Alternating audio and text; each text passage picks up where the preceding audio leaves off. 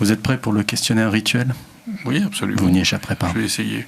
Michel Simon, où étiez-vous le 31 décembre 1999 à 23h59 quand on pensait que le monde allait disparaître ? J'étais avec ma femme à Ajanta, auprès de New Delhi, dans les montagnes, où il y a des grottes extraordinaires. C'était lors d'un voyage touristique que je faisais en Inde, parce que j'adore l'Inde. Et il y avait ces grottes d'Ajanta, et on est dans l'hôtel et le restaurant, et on a réveillonné en regardant le paysage autour de ces grottes. S'il vous plaît, racontez-nous un petit peu votre voyage au Rajasthan avec Claude Sautet et vos épouses respectives. Écoutez, j'avais organisé avec le festival de New Delhi un hommage à Claude Sautet. Et j'ai dit à Claude Sautet, écoute Claude, qui ne quittait jamais Cogolin, il avait une maison, il était boulevard, il habitait près de, dans le 6e arrondissement, je crois, près de, je ne me rappelle plus exactement le nom du boulevard. Et puis à part ça, il avait une maison à Cogolin, il ne sortait jamais de cette maison et de cet appartement parisien.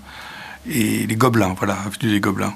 Et un jour, j'ai appelé sa femme, je lui ai dit, pourquoi avant l'hommage à Claude qui a lieu début janvier, si on partait tous les 4 au Rajasthan?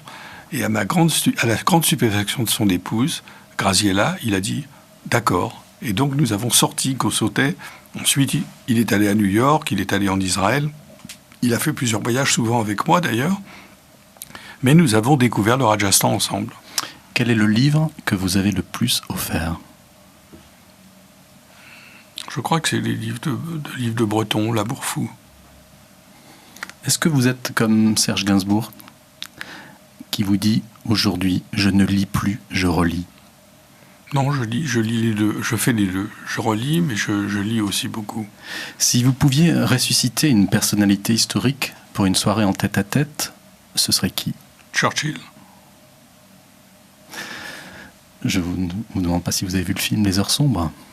Oui, mais c'est pas à cause des Heures sombres. C'est parce que je pense que Churchill a changé la face du monde. Il est le seul Européen à avoir résisté à Hitler, et que s'il n'avait pas résisté à Hitler, le monde serait un monde nazi. Hitler aurait pu dominer toute l'Europe. Il n'a pas pu, et c'est pour ça que les Américains sont intervenus, parce qu'ils voulaient aider les Anglais qui étaient leurs cousins. C'est plus le cas aujourd'hui. Mais les Américains, Roosevelt est venu à la rescousse pour soutenir Churchill. Donc je crois que la face du monde a changé grâce à cet homme exceptionnel. Dans votre livre « Une vie de cinéma », vous racontez le 10 mars 2014, la cérémonie religieuse pour la disparition d'Alain Resnais. Et le soir même, à l'UGC Normandie, une projection, une soirée en hommage à Resnais avec François Hollande, je crois, qui était... Oui. Et est-ce que vous avez assisté aussi à l'enterrement de Stanley Kubrick ? Non. Est-ce que vous pensez, comme Bruno Podalides, que les réalisateurs, comme Alain Resnais, devraient avoir des aides automatiques de l'État pour qu'ils arrêtent trop de passer du temps à la bagatelle de chercher de l'argent ? Je pense que dans le cas de Resnais, qui était le plus grand cinéaste français, à mon avis, de son vivant, et que d'autre part, pratiquement tous ses films, peut-être un ou deux m'ont déçu, mais dans l'ensemble, c'est une filmographie extrêmement riche et très variée. Je pense qu'il serait effectivement normal que des grands metteurs en scène comme lui, ou comme Bresson, ou comme d'autres, puissent être aidés pour poursuivre leur carrière. Imaginons que vous soyez en conflit avec quelqu'un et que vous décidez d'enterrer l'âge de guerre. Vous lui envoyez un DVD par la poste pour vous dire « Je suis toujours ton ami ». C'est le DVD de quel film ? Bright Star de Jane Campion sur Keats. Jane Campion, sur lequel vous avez écrit un livre magnifique.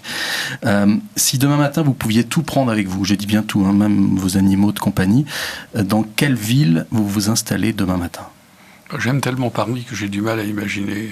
Ça serait peut-être Londres, parce qu'il y a 3 grandes villes où on peut tout trouver. Les meilleurs restaurants, les meilleures librairies, les meilleurs musées, les meilleurs... voilà, c'est Londres plutôt que New York, où il manque de verdure. Mais en même temps, je ne peux pas imaginer quitter Paris. Quelle est la ville la plus photogénique au cinéma ? Paris. Est-ce que vous vous êtes déjà retrouvé dans un musée et au détour d'un couloir, alors que votre esprit était ailleurs, vous vous retrouvez face à une peinture ou à une photo et vous vous êtes dit « Mais c'est moi en fait que je suis en train de voir ». Non, vraiment, ce serait prétentieux. Mais peut-être qu'il y a un peintre que j'aime énormément, c'est Poussin. Et peut-être les autoportraits de Poussin sont parmi les autoportraits qui m'ont le plus marqué, parce que je pense que chez Poussin, il y a cette alliance de la réflexion et de la sensualité, de l'émotion et du recul. Et donc peut-être il y a 2 ou 3 autoportraits de Poussin qui m'ont toujours beaucoup frappé, mais il y a tellement de beaux autoportraits, et je me comparais à aucun d'entre eux. Dans le tout dernier numéro de Positif, qui vient juste de sortir, les collaborateurs principaux de la revue font la liste de leurs 10 films favoris. Est-ce que les films que vous retenez dressent un autoportrait de vous ? Mais c'est comme pour les metteurs en scène, il faut attendre la disparition finale pour voir est-ce que le visage ressemble au film qu'il a préféré. Allez, dernière question. Est-ce que, avant de prendre une décision importante, vous avez un toc, un rituel ou un gris-gris ? Marguerite Duras disait souvent qu'elle ne pouvait se mettre à écrire que si le lit derrière elle était impeccablement fait, et ça devenait une obsession dont elle avait honte. Oui, enfin, ça se regarde Marguerite Duras, mais moi j'ai pas de gris-gris avant de prendre une décision. Vous êtes incorruptible par le destin ? Je ne sais pas, c'est pas à moi de le dire. Merci beaucoup, Michel Simon, d'être venu. Merci, Pierre. Alors, je rappelle les 2 ouvrages que l'on a abordés. Beaucoup, une vie de cinéma, paru chez Gallimard. Et puis donc le livre Andrei Konchalovsky, Ni dissident, ni partisan, ni courtisan, paru à l'Institut Lumière Actes Sud, et le livre sur Jane Campion. Merci beaucoup. Merci.